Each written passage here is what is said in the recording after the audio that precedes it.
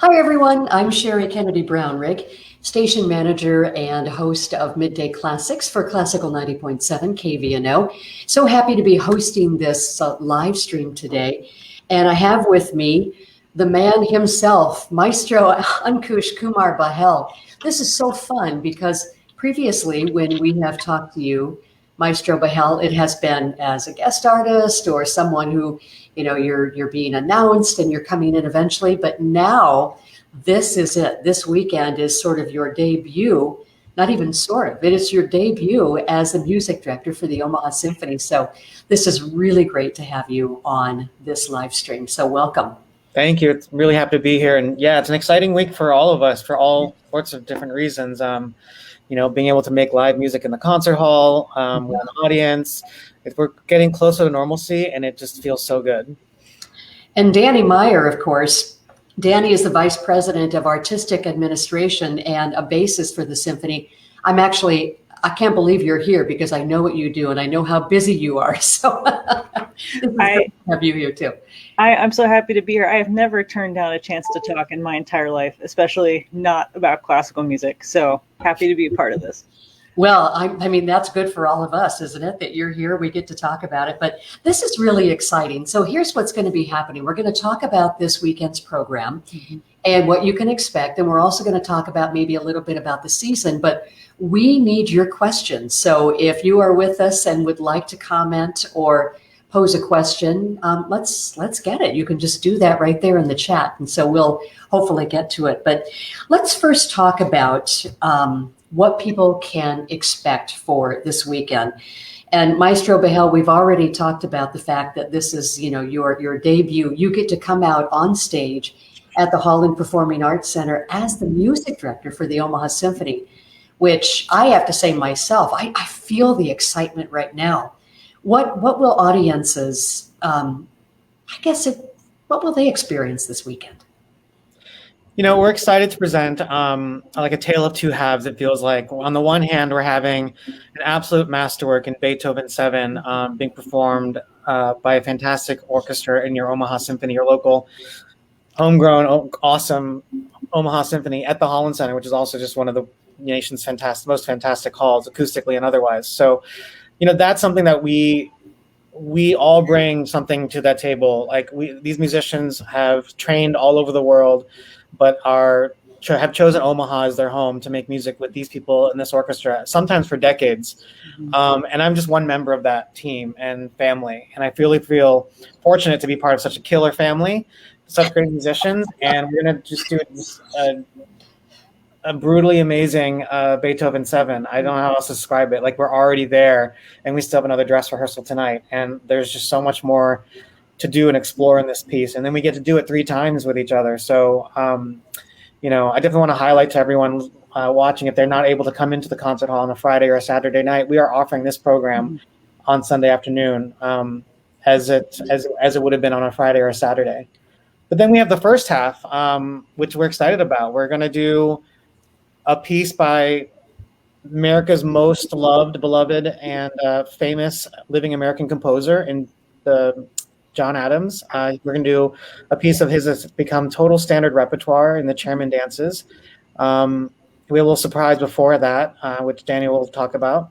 And then we have fabulous guest stars. And I know we're going to talk more about Aaron, but we're going to play a Gershwin piano and orchestra piece called his Second Rhapsody. And it's a piece that's very rarely performed, but it's so wonderful and so luscious. And it really harkens back to the heyday of like Gershwin performing all of the jazz pieces he worked on, and just, you can imagine him at the piano just going to town. So instead we have Aaron, who's who's a wonderful approximation of Gershwin, because he also grew up in the jazz arena, equally well trained in jazz and classical piano. Speaking with Aaron Deal, I had a chance to talk to him last week. He has that cool jazz factor. I noticed, doesn't he, Dani? He's just great. He does, and he was really, every artist comes with a unique list of repertoire that they have under their fingers. And I would say that when Maestro and I looked at Aaron's list, that was one of the coolest things I'd ever seen. I mean, he had Gottschalk on there, he had Morton Gould, he had Gershwin, he had William Grant Still, he had Florence Price. He had this extraordinarily. I had just so many pieces we'd never heard before. And so it's like being a kid in a candy store. You get to hear a Gershwin that no one's ever heard. Yeah. We haven't played it at least in decades, if ever. We get to play this William Grant Still Out of the Silence, which is so like crystalline and transparent and gorgeous and also very thoughtful and poignant. We get to introduce audiences to people they don't know but should know and love, and pieces they don't know but should know and love. And that's a great first half. I am just like over the moon about it. Over the moon. Well, I'm just hearing about it. I'm sorry, Maestro Bahl, you were going to mention something. I talked right over you. No, I'm good. Okay, you're good. All right. But yeah, that's what I look at too, as someone who is coming. KVNO is doing the live broadcast on Sunday afternoon at 2. But as someone who is just, I'm just in the audience and I can't wait to see the symphony perform. What a program. I mean, the pairing of it. I can just see the two of you getting together, with all the other folks at the symphony and looking at all these different things. What do you think that this, represents in terms of what it really, experiences across the whole breadth? I mean, you've got so many different genres here. The heavy weight of Beethoven the Seventh, Beethoven Seventh, but also all these other great pieces that, as you mentioned, Dani, some people probably haven't even heard yet. I know how I feel about it. I'm curious to see, Maestro, what you're going to say, because I have one word that's a through line, and it was really important to you when we were tossing ideas out, and that word was joy. We wanted it to feel like it was a joy to be back in the concert hall to start off the season. I think that's absolutely right, and it also, we want to welcome people back into the concert hall. It's something we haven't been used to for many, many, many months, and so I think that was a great. We were tossing around lots of different pieces, and it was like, well, that's not joyous enough. That's not going to make everyone smile and dance in the aisles. So we need that to be part of our part of this opening of our 101st century of music making. The Omaha Symphony turns 101 this year, or turned 100 recently. So we're in our 101st season. And I wanted to start off with, what will be a composer that people will be listening to on our 200th anniversary, and that's John Adams. Yeah. And just because you haven't heard him yet, you will under my tenure. And he's just a fantastic living composer. I think Dani and I talked a lot about this concert representing a lot of my tenure, just taking nuggets out of what I want to accomplish while I'm the music director, what I want to accomplish together with the orchestra as music director. And that's just really doing the masterworks at the highest level, and also introducing audiences to wonderful, beloved pieces that they may not know, and also introducing the audience to fantastic guest artists that they may not know. And we are looking for the next Yo-Yo Ma. We're looking for the next great American artist, and I think we're in a position at the Omaha Symphony to bring a lot of those people in, and showcase them, so they hopefully get to that next level and are just in the ether of like, these are great American artists, because there are so many great American artists, and we are happy to highlight all of them, as many as we can. Sorry, not all of them. I don't want to start taking email. I just filled Dani's email inbox. Sorry about that. You'll have a concert every weekend if that happens, right? I mean, that's fine with me, but I hear that that's frowned upon, messing with the budget this late, this far into things. Oh, it's only money, Dani, right? Only money. That's right. Well, let's talk about the individual works that will be featured at this program. First of all, John Adams and the Chairman Dances. Talk a little bit about what's the background of that work and what can people expect when they're listening. And don't be surprised if people do get up and dance in the aisles. It's the goal. Well, it's a piece he calls an outtake from his opera Nixon in China. Mm-hmm. And it's not very revealing because what does that even mean? So we asked the man himself. I don't know if we're going to tell the audience, but the audience for us today is getting a little sneak preview of tomorrow night, in which I actually was able to get on a Zoom call with John and talk to him about this piece, which I've known for decades. I've played before several times and I've conducted several times, but I still had a ton of questions about it. And can you imagine having Beethoven in the room with you asking about this piece? And he was game. He answered all my questions. He was perfectly lovely and really described the piece in a way that I was so excited to be the recipient of, because I had him there, and I wouldn't let me get him off microphone until I answered all my questions. And he was lovely. He could not be lovelier. And one of the things he answered was that where is the context of this piece in relation to Nixon and China?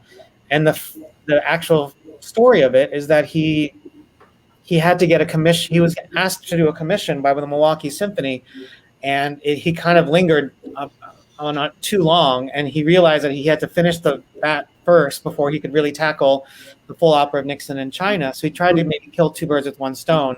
He had already met with Peter Sellers, the director, and the choreographer, and the art designer, set designer, and so he had an idea of what they were going to achieve at Nixon in China. And they had created a couple of different scenes, spitballed a couple of scenes and what the opera would look like with the librettist and whatnot. And this was one of them. It's a scene where this fictitious dinner they're having that Nixon is being invited to by the Great Chinese Banquet, and then Mao's wife, Madame Mao, kind of gate crashes, wedding crashers that banquet, starts putting lanterns up and around, just dancing, bumping into waiters, kind of just like reliving her previous life as a Chinese Hollywood movie actress. And it's just this hallucinogenic scene that he sets that I just think is harmonically brilliant, rhythmically amazing. There's so many colors in it. It's just a palette of beautiful, beautiful music. It's a little bit episodic. You have this scene, and this scene, and this scene, and this scene. And then he explains how it zooms out at the end of all of these different foxtrots and dances. It zooms out to actually imagining Nixon himself playing the piano. There's a little outro of the music where he's just kind of like doing the foxtrot at the piano. And John imagined Nixon being the pianist. And he commented, like, wouldn't it be lovely if our American presidents would be such wonderful musicians and have had piano lessons growing up? Wouldn't that change so much just to have that perspective with arts and with arts funding and things like that, and NEA and whatnot. So it's actually, and when that piano music starts going back and forth, you kind of zoom out and you realize that this has been like a lucid dream of all this stuff, and you're actually sitting in your chair. You have just fallen asleep and are now waking up to this record being played on a gramophone, an old school gramophone that you have to wind up. So what you're hearing at the end of the piece is that needle coming off of the vinyl into that paper and then hitting the spindle in the middle, slowing down, and now you're awake. So it's really it's the coolest visual I can imagine ending a piece with. And you'll hear him exactly tell the story tomorrow night. Wow, that is really exciting. I want to mention for anyone who's just joined us, we love your questions. If you have questions for Dani and Maestro Bahl, or just comments, please feel free to enter those, and we'd be happy to get those to you as soon as we can. Let's move on to the next work that is scheduled for the program, and that's the Second Rhapsody from Gershwin. This is real. I'm super excited about this one too, because, I haven't heard it. You mentioned already, Maestro, that it's not often that it's performed. Yeah, absolutely. I had never heard it. Like Dani said, it's one of those things that we saw on the list. We're like, oh, wait, there's a second Rhapsody for piano orchestra? Oops, maybe I should have known that. I don't know. Dani, had you heard it before? No, I had no idea it existed. And in fact, as Aaron probably mentioned, it went through so many different iterations. Originally for this movie, Delicious, trying out, seemed like 1,000 different names, trying to find the exact right fit. And finally he was like, all right, keep it simple, Second Rhapsody. And so it's this, they kind of cut it down into, what would you say, like an 18 minute or so concerto, but it still feels like a concerto. It's still got fast, little fast. It's got everything that you love about Gershwin It's got, you're going to end up like walking away humming themes from it because you just really can't help it. It's almost extraordinary that we haven't heard it before, but I think it takes artists like Aaron who decide that they're going to champion these pieces, and then they get it slowly worked back into the repertoire. Well, I understand too that the movie Delicious is really hard to find. I mean, it's almost impossible to find it and to watch it. So, you know, you might see the music in there, but since that is the case, it probably just went into that little obscure shelf, you know, somewhere. And yeah, you're right. Aaron Deal discovering it. Wow. Yeah, he's really going to do it justice too. Let's talk about the next one. So we've got William Grant Still, who always, I mean, every time I hear William Grant Still, I just have to stop and listen. You know, some of the old masters, you can have background, you know what's going to be happening, you still love it, it's wonderful. But William Grant Still, you gotta pause and take in what he has written. And this piece is really something. I'll open that up for whoever wants to jump in and talk about that one. Yeah, I mean, we have been as a community, I would say, in the classical community, really poor at discovering works by lesser known works by amazing American and living composers of diverse backgrounds. And we just do the same repertoire over and over. And this is why Dani and I didn't know the Second Rhapsody of Gershwin. And the Omaha Symphony has ever played the Second Rhapsody of Gershwin. And the same can be said for William Grant Still. He was, at one point, his Afro-American Symphony was the most performed work by a living composer up to 1950s. And then we just stopped. And we have no excuse as a society for doing that. And one of the pandemic silver linings, I have to be honest about, is that conductors and artistic administrators and musicians had time and purpose-driven approach to researching these composers. And I think we're finally realizing what we've been missing in the American repertoire, standard repertoire. And we're trying to correct that. You can see every major orchestra trying to correct that. And I think it is a very worthy project. It's worth our time and energy to do so. And it's not like we're digging up pieces that are not good. We're digging up pieces that are actual gems and rare diamonds. We're doing a violin concerto on the Jocelyn series later this year that basically it's just as good as any other piece in its time. But the composer is an African American living in Europe, and while played and perfectly storied and well done and well known at the time, got buried over 150 years of us not programming his music. And we're finally getting it back again in the concert hall. And then thank God. I mean, and Dani, you do a lot of this, and a lot of your spare time is looking into this stuff. And the Still was something you discovered with Aaron as well.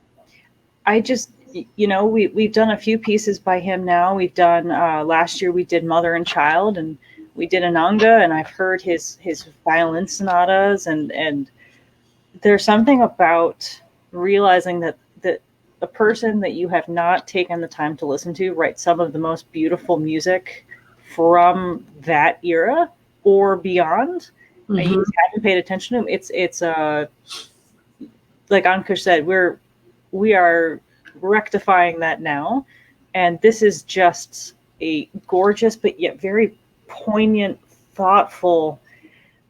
It's I feel like there's a question mark at the end, but that's okay. It's like we're just giving we wanted to give everyone a chance to take a beat, and like you said, Sherry, take a beat, and just you have to stop and pause everything and hear this. And I hope we can keep doing that, because this piece is worth it. It's 8 minutes of like right there. I'm sad it's only 8 minutes. You know, you mentioned something, Maestro, though, about these pieces just not really being in the standard repertoire. And we saw that too when we were programming. We created a show called The Silent Canon that was hosted by Dr. Anthony Tresek King. He came up with the name. And as soon as he said that, we all went, oh, that's it. Because there's a silent canon out there of all this great music that simply gets passed over. And, the Omaha Symphony, with what you've said, clearly is on the forefront of really bringing a lot of this music to light. And I think our audience is ready for it too. Absolutely. Yeah. And Aaron Deal, he has been such a champion of William Grant Still's music, hasn't he? He's been great, and I'm hoping I'm gonna talk to him tonight and see if he's gonna be willing to talk a little bit about the piece before the audience hears it. Because I think it's one that lends itself to being set up well. It would be helpful. And I will speak about the Adams before the Adams, and John will speak about the Adams for the Adams. And we don't have William Grant Still on a Zoom call, unfortunately, but I think Aaron will do it justice and help the audience walk through what they're about to listen to. Yeah. Let's go back real quick to a question. I wanted to talk about John Adams again. Living composer. He's the one living composer that will be featured in this program for the weekend. And he's got really a storied career. And you had mentioned previously, Maestro, that he's really our modern day Mozart, our Beethovens, that he is going to be the composer that we'll be listening to on the 200th anniversary of the Omaha Symphony. Can you talk a little bit about who he is and his background? Yeah, he currently lives in the Bay Area, which is where I grew up, and so he lived and worked in Berkeley and San Francisco, and so he was around kind of one of the more prominent members of a composer camp that we call minimalist composers. And it's very similar to minimalist painters. If you think about a pointillistic painter, that art, and that's really where the word comes from, or at least the description of these composers comes from, because it's more about, like, if you zoomed in, you'd see a bunch of dots. And when you zoom out, you're going to hear all these wonderful colors and start seeing these shapes and seeing these forms. And it's Philip Glass, a minimalist composer, Terry Rise, a minimalist composer, Steve Reich. There you go. I knew Steve Reich is a minimalist composer, and these are the people that were really. I say this lovingly. It was a fad back in the '80s, late '70s and '80s, and early '90s, and I loved it. I was here for it. That music completely moves me. It's harmonically driven. The harmonies that John comes up with are phenomenal. It's rhythmically driven. You can't not move around. I mean, you'll see me shaking all sorts of things up there when I'm conducting it. It has a foxtrot feel, but also it's driving. It is purposeful and driving, and you can't not be taken by how he combines his beautiful harmonies with his rhythms, and then he'll stop all of that and just have this like atmospheric. What am I listening to? What world did I just enter? What door did I walk through? And you're like, oh. And he is just a champion of this kind of music. And what he was able to find and download from the heavens and put on paper is something that really speaks to me. Maybe because I grew up around there, maybe because it's just kind of the music I'm into. But I always jokingly say there's not a Brahms piece I don't fall in love with. I've never met a Brahms I don't like. It's kind of my line. And I kind of feel that way about Adams too. Like, I'm always finding something to listen for and enjoy texturally or harmonically in his music. And, there are a lot of people composing at every era. Like, there's a lot of minimalist composers that compose in that era. There are a lot of composers who composed when Mozart was there. There's a lot of people who were doing rock bands and pubs when the Beatles became famous. But we're going to be listening to the Beatles in 100 years, and John Adams in 100 years, and Mozart in 100 years. And we may not be listening to Oasis anymore, even though they're very much a similar band to the Beatles, because John did it first and best, nearly first, and definitely the best. It's hard. I mean, you're not wrong. It's really hard not to love it. There's something, those moments where, like, you're just so happy you can't keep the poker face on at all. And the moment this piece starts, like, that's, I think, where we all are. It just starts bubbling. And I think when people who say that classical music isn't interesting, I don't think they've heard I don't think they've heard the right music, or I don't think they've been given something that really, it's like when people say, I don't like cats or I don't like dogs. Like, okay, I don't know which ones you've met, Yeah, but let's that's wrong. Cats and dogs. met the right. Yeah. And man, it's so hard not to be happy or to feel just like this ebullient energy going the whole time. I'm looking over at our second bassoonist, our assistant principal bassoonist, Nick Nelson. He's got 16th notes from the get-go, from the very start of this piece. And it's just part of this like delicate bubbling up of everything that's happening. And then when you really get into the chaos, it's so much fun. You don't know how, like, you're in the thick of it and you're like, oh God, it's too late to get back out, but you don't really want to. And I was going to ask you what it was like for you to play this, but I think you just described it. Well, I should quote Maestro from rehearsal last night. He wants the bass section to be more like college bros than conservatory trained for some of this, because there's some harmonic motion that we really need to shove into the orchestra's face. And so he turns to us and he goes, basses, trombones, I shouldn't have to ask you to play like bros. Like, that should just be a given. That should just be how you play. Like, you're not wrong. For that. I hope I didn't offend anyone. We worked very hard to play cleanly, but I guess we can toss those 8 years spent at school out the window. That's fine. That's fine.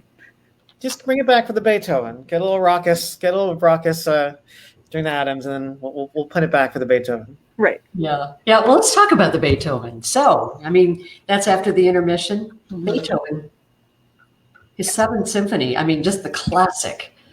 And what did you say earlier, Maestro, about what you're already killing it? I think that was you said that everyone were killers in the symphony. Yeah, they're all crushing it. I mean, this is a piece. That's it. Yes. This is a piece that we've all played for decades, and as conservatory training, maybe in youth orchestra, and certainly at the professional level in summer festivals. But it's different every time, and I'm telling you, it's gonna be different on Friday, Saturday, and Sunday. Mm-hmm. I'm not saying it to come to all three concerts, but I'm gonna have fun and making it a little bit different on Friday, Saturday, and Sunday. It's just one of those pieces that there's so much going on. There's so much you can play with. There's so many. It's never the reason why I'm going to interrupt myself. The reason why Beethoven is the classic answer when you ask a conductor who their favorite composer is because there's so many layers to what he's doing, and you see the craftsmanship from the beginning.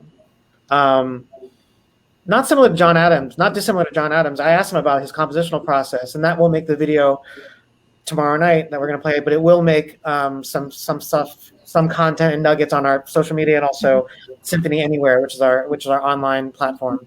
And I think that it's just you could peel away, you could take a Beethoven score and take away the melody, and you'd find a second equally good melody. And you could take the melody away, and you could find a third equally interesting harmonic progression within the violas. You could take away that, and then you're looking at the bass line, and you're like, holy cow, this bass line could be based on this whole symphony could be based on this bass line alone. Mm-hmm. Because he's such a craftsman, and because of all those layers, because how tightly, it's a fine German engineering. It's like, of course they have BMWs and Mercedes from Germany, because this is the kind of craftsmanship, and it all connects so beautifully, and therefore you can have so much fun with it, and you can bring out this line one time and bring out this line another time, and really make sure the phrase goes this way while it totally interrupts this phrase around it, and it's just like, it's so much fun. What's it going to be like for you, Dani, to transition from those first three works into the Beethoven Seventh? Well, like Maestro said, this is a home base piece, but I appreciate that when we come back to this rep, it's not just like, you guys know Beethoven 7. Like, we'll play it through once. It'll be great for the weekend. We've really been digging into it. Mm-hmm. I was thinking this week, the first time I got to play this piece was when I was 12. And I was in a community orchestra because we didn't have orchestra at school, and they didn't have any bass players in this community orchestra. So I got to be the only bassist and play Beethoven 7. And some parts, so Beethoven and Mozart are similar in that some parts you have the cello and the bass part on the same page, and they do divises so you can see what the other one's doing. But I'd never seen that before because I was 12. And so I thought it was a choose your own adventure moment. And so we get to the second movement, and the cellos have this gorgeous theme. And I was like, well, I don't want to play the bottom line. I want to play the theme. And I remember the conductor had to stop rehearsal and be like, I need you to play the bass part, the part of your instrument. And so I do, now that I'm a grown adult and I know better, I do always love coming back to Beethoven 7, though, because it's like seeing an old friend, where you have the comfort of your hands and your muscles remember how things go, but you have the thrill of doing it with a different group of people in a different night in a different environment, and the energy in the audience is going to be different every time, and it's just lovely. It's hard not to love Beethoven as a bassist, or anyone probably. Trombonists, I think, have a little bit less to say about Beethoven, but that's their own fault. Well, we know that Maestro Bahl, you'll be new, but are there other innovations, some other things that are going to be happening that people will experience in a new way when they come this weekend? Dani, you want to take this one? Yes. Okay, so we are trying, so if you checked in with things that we were doing last season, we started a lot of digital initiatives, which we want to carry through and try different things with. And so on the first half, you're going to see a lot of that in motion. So you're going to see close-ups of the symphony on the big screen in the back of the hall. You're going to actually get a chance to see what Carm is doing. He has all of those clarinet solos. You're going to get to zoom in on Aaron Deal's hands. I mean, there are so many people who they come and they pick their tickets specifically so they can see the pianist's hand, and the rest of the hall is just kind of Up Chocolate Creek without a popsicle stick. Well, now that Up Chocolate Creek without a popsicle stick people can see Aaron Deal's hands on the big screen. So we're trying things out with this camera equipment, and we have members of our team that have gotten really, really good at operating these robotics. So they're going to be behind the scenes the whole time. We have some surprises in the Gershwin. I think people are going to that's going to really hit home. It's very much about Omaha and the symphony kind of coming together. And Beethoven is we're going to try out all these fantastic things in the first half, and then we're going to treat everyone to some meat and potatoes and Beethoven on the second half. What did I miss? Well, we're going to capture the Beethoven for our Symphony Anywhere. So if you don't get to see it in live in the concert hall, it's something you're not able to do for any number of reasons this coming weekend. We're going to offer it online. And this is something we also want to continue offering, just major works that the orchestra is going to sound so great on. So for that, the Omaha community, the Western Omaha, Nebraska community, the people who may not want to travel 4 hours, people in Chicago, people in New York, people in LA, they can enjoy what this orchestra brings to the table. And I think that's going to become more ubiquitous and more something that's a part of our DNA. And it's all, again, another COVID silver lining, something that we're getting good at. And I would think that I said this to a board meeting, and I'm like, I think we can all agree that there are innovations that happened during COVID in our industries that we're not going to go back to. We're not going to shy away from going forward. There are things that we did do and that we don't do now because of COVID that we're not going to go back to. So this is one of those things. We're not slowing down. We're going to innovate, or else we're going to die as an institution. All art, living art needs to always be living and breathing. Every museum, every Smithsonian, every curator, everyone knows this. We have to keep it moving and keeping it as a living art, or else it becomes a museum art. And we're going to hang pictures of Beethoven on the wall and listen to it as we walk by, and that's it. And that's not what we're about. And so we're going to keep the Beethoven alive. We're going to keep it in your home, on your phone, on your tablet. And speaking of those, Dani, can you speak a little bit about our new program books? Yes, we are going digital. We are embracing a greener future, and part of that is our digital program book. You're going to see all of us in front of house this weekend to help you if you are less tech savvy, such as moi. Maybe that doesn't inspire confidence that I will be helping you find a different staff member. I will learn how to do it. No, so you can get your program notes on your phone. And the screen is actually, for our digital program book, the screen is a black background. And so it will not be nearly as distracting as I think some people are worried about. Oh, well, we're going to be on our phone. Our phones are going to be distracting. It's a black background. So actually it's going to blend in really nicely and you'll be able to see the text really well. You can access your program notes there. You can access your bios there. You can learn more about the orchestra.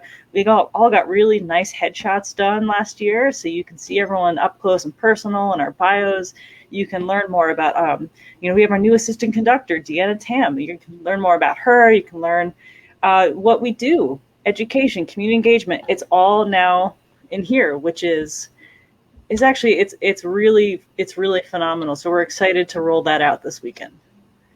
Gosh, It's cool. I'm really excited how many trees we're going to save. Honestly, it's one of those things that we all have to be conscious about, whether it's our backstage water bottle situation or our program books. And, I see what goes in the recycling or trash after the New York Phil or any orchestra has 4 programs of the same, and they're putting 2,000 brochures for every performance. And it adds up. So we're going to start and do our part. And if you are old school and you like having a printed program notes in your hand, just go to our website. On each concert page, we will make sure we will have a PDF that you can print so that you can have that physical copy. It's there, and we're making it available if you really like having the printed version of the notes. So it's available if needed. Yeah, it is. We would love for everyone to try the digital, though. Yeah. And I understand it's also going to be in the Know Before You Go email too that people get. So that'll be really fun. Yeah. Well, this weekend is such an exciting thing. A lot of firsts. And we've talked about Maestro Bahl, about this being your debut with the Omaha Symphony in terms of being the music director. You have conducted there before. And that was a couple of years ago, I believe. But Dani, what's it going to be like for the musicians? This is a brand new era. Oh, man. Well, it's, first of all, I think we all feel the weight of just being so extraordinarily lucky and grateful that we have been in our hall since last October. We've been playing. We've had you guys with us the whole time. I mean, your support has been constant and unwavering, no matter how this thing has gone the last 18 months. So the fact that we can now come back with no social distant audience and we can be on, I mean, there are 7 basses in our section this week. We've been playing Sibelius with 3. That was really hard. So we can go back to a full orchestra. We can play with stand partners again. We can hear each other and just be a unit. What a gift. What a gift to start off our 101st century, and even more just this idea of having the understanding that it's a gift, going into year 101. So it's not just that we have, new maestro and new goals and a new start. It's I think everyone's very much feeling this joy, which matches our opening season concert. It's joy of being back and welcoming you all back with us. You know what I love about that is the 100th season, essentially all this big celebration was coming, and then pandemic, Yep. But you've managed to make such a wonderful, positive kind of coming out of it. Mm-hmm. And, I can hear that in what you're saying, Dani, and you as well, Maestro, that it's like, yeah, we're fine. We had the 100th, we turned 100, and now we are celebrating with this new vision, with this new kind of energy moving forward. And how exciting for Omaha. We are really lucky that we have the both of you and the Omaha Symphony to bring us this great music. Everyone came together so beautifully, and we know how extraordinarily lucky we are to have had all that perfect storm of things work. Yeah. So, now that we mentioned the pandemic, I'm sure there's some people out there saying, I really don't want to go out yet. And so what is going to be the protocol for keeping people safe? You know what? We are just as concerned about your safety and our safety as you are. So we are doing bunch of things to make sure that we can keep this season going strong, keep everyone coming back and enjoying live music, and continue to play on stage. So when you come, masks are required. There's not going to be socially distant in the audience, but please make sure you have a mask that you like, that fits well, that's comfortable. And you'll notice on stage, anyone who does not use their face to play an instrument, so strings, percussion, piano, they're going to have a mask on. And then our winds and our brass players will be wearing masks whenever they have long sections where they're not playing. And we're all masked backstage. So everyone's everyone's doing their part to keep each other safe as much as we can. Maestro will be masked when he's off stage. We did find with conductors, there's a lot of facial expression that's useful to see as an orchestra musician when you're watching the conductor. You know, the rest of us can kind of smize from the eyes up, but you want to be able to see the conductor. So we have like testing protocols in place for our conductors and guest artists. We are checking every box to make sure that we can have as successful of a season as possible. Will we get to see some of those facial expressions on the big screen, Maestro? I think you will. Absolutely. That's wonderful. And I just want to say to our audience, if you do get up and start dancing in the aisle, please keep your mask on. All right. That's just a little note there. Well, final kind of topic for us, looking ahead at the season, we've talked a lot about this weekend, and so exciting. This is going to be a hard question to ask, because it's like asking, who's your favorite child? But what's the concert you're most looking forward to in this season?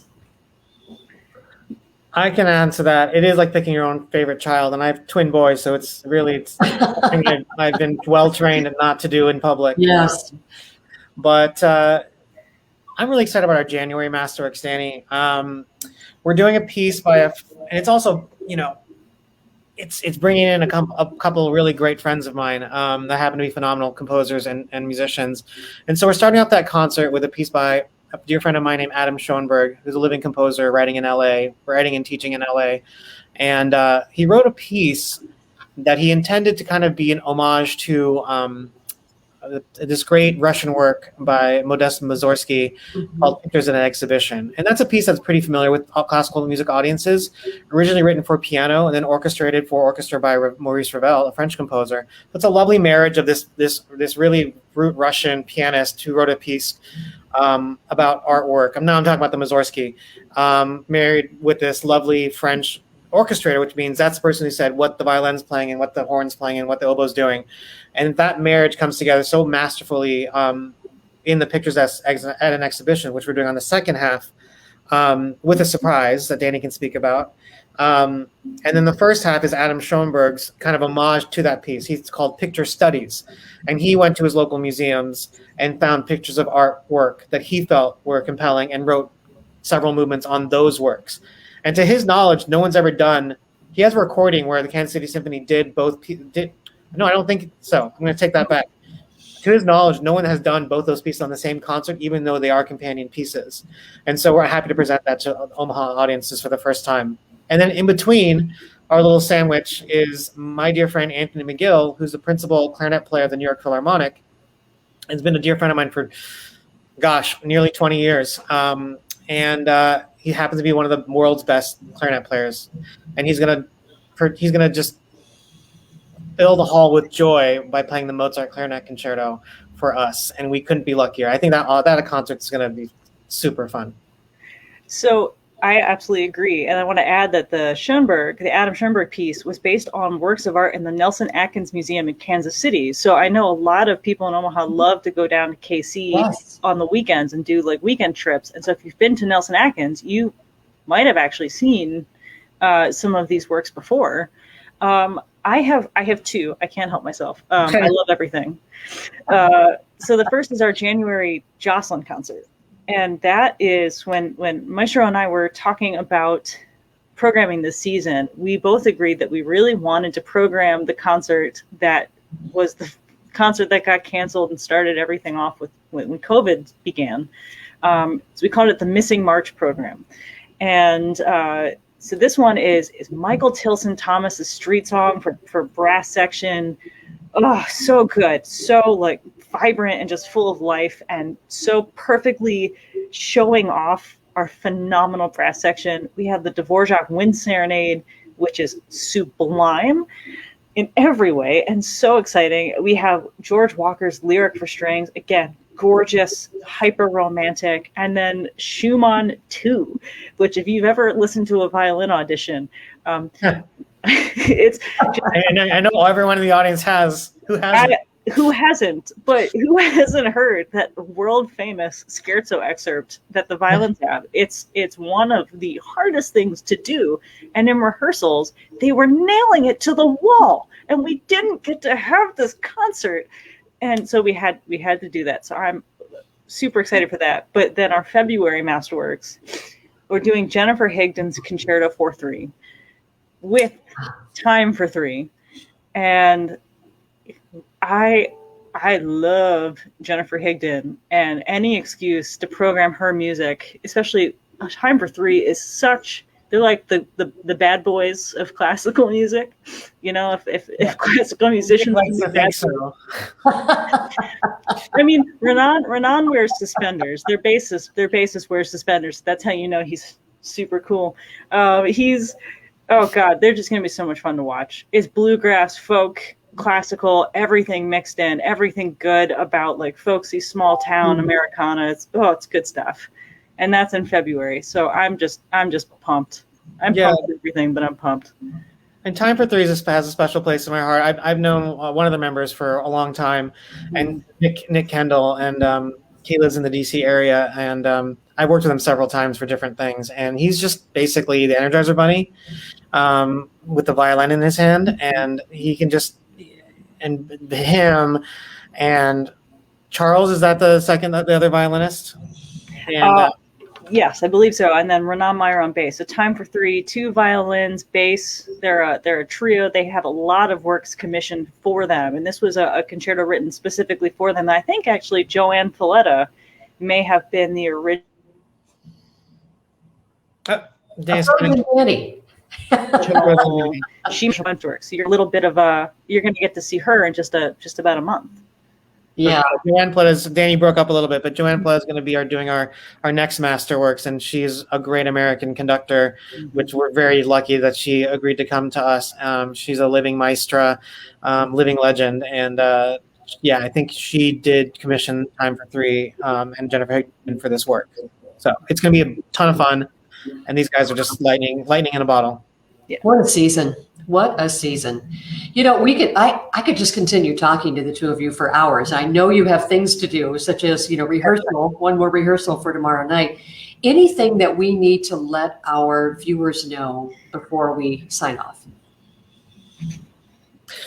I just really want to reiterate, and every time I have the public's ear in any way, that, you may not think the symphony is for you. You may not think the symphony is for your mother-in-law. You may not think the symphony is for your kids or your cousin that's in town, but it is. We're made for the Omaha community.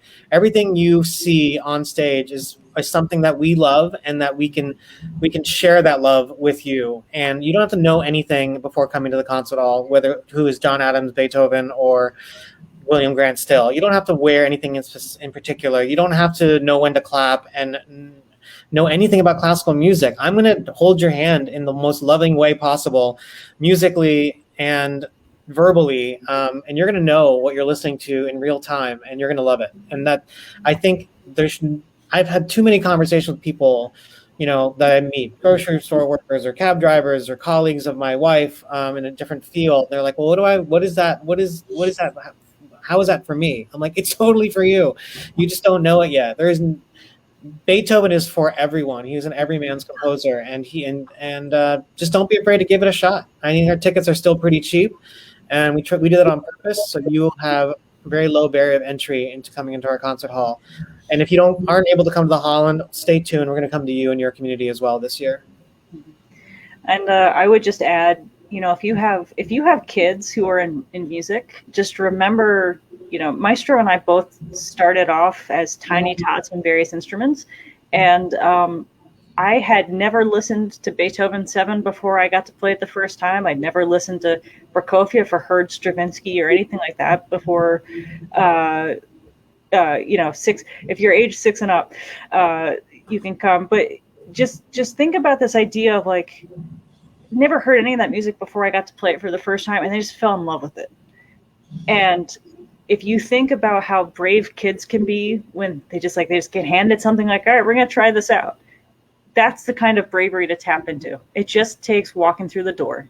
And we are just so excited for anyone who walks through that door to give us a shot, because we love it and we want you to love it as much as we love it. And we'll play our hearts out just for you to give it a shot. I'll have 2 follows with Dani's story. First of all, having children, you know this intimately, but even if you're walking in the subway or metro or in a public space, a train station, and there's a busker playing, every child 14 and under will stop and be like, Yeah. and just want it, crave music, and just want to be around music. And let's not forget that your kids are wet sponges, and they're going to want to hear Beethoven and Mozart and John Adams, and they're not going to think John Adams is any different than Beethoven, because that's the beauty of being youthful and exuberant and open to everything. Something happens later in life where we decide that this is for me, and I only like football on the weekends, I only like fine dining on a Friday night, and I only like reading a book before I go to bed with a glass of wine, and that's fine. You're welcome to in our concert hall. This, just like I said, this is for everyone. You don't know it until you've tried it. And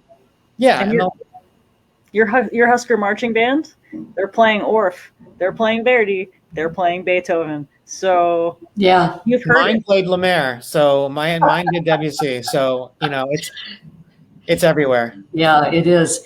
And I would add just a couple of different things too, is that it's a real gift when you expose your kids to a live symphony performance. It is a gift that you give them. And there's nothing I love better. I've sat everywhere in the Holland Center. When you're in back or in front of a row of students and to see their reactions, many times they're just sitting in their chairs, they're leaning forward, and they're as excited as anybody who has been a part of the classical music community for years. Mm-hmm. And, it's just wonderful to see. So that's a real gift. Then the other thing I want to say is, having been there, yes, don't worry about what you have to wear. I think there's that sort of stereotype of, oh, I'm going to have to wear black and, I'm going to have to. No, I've seen people in jeans. I've seen people in dresses. I've seen people wearing all manner of different things, and everybody is welcome. So just come and try it. Come as you are. Yeah. We're just happy to have you. Great. And tickets, go ahead. Sorry about that. No, I've seen flip-flops, T-shirts, whatever. It doesn't matter. I mean, as long as you're comfortable and don't get too cold. I think the Holland Center, with their new HVAC system, it filters the air, every 15 minutes entirely, which is also fun for COVID protocols.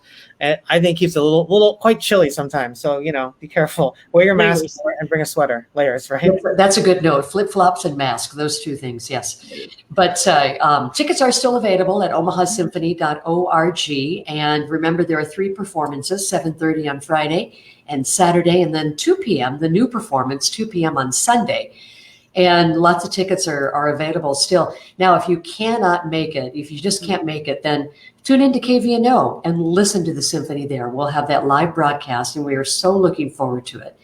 And it's just going to be a great event. But Maestro Bahl and Dani, I want to thank you so much. This has been so fun. Thank you so much for having us. Always nice to chat. Yeah, it is. And thanks for everyone for tuning in. And just remember that for most of the masterworks, we're going to be having these. So watch Omaha Symphony Facebook or KVNO Facebook. That's where you can see them. And we'll be here. Take care and see you at the Symphony this weekend.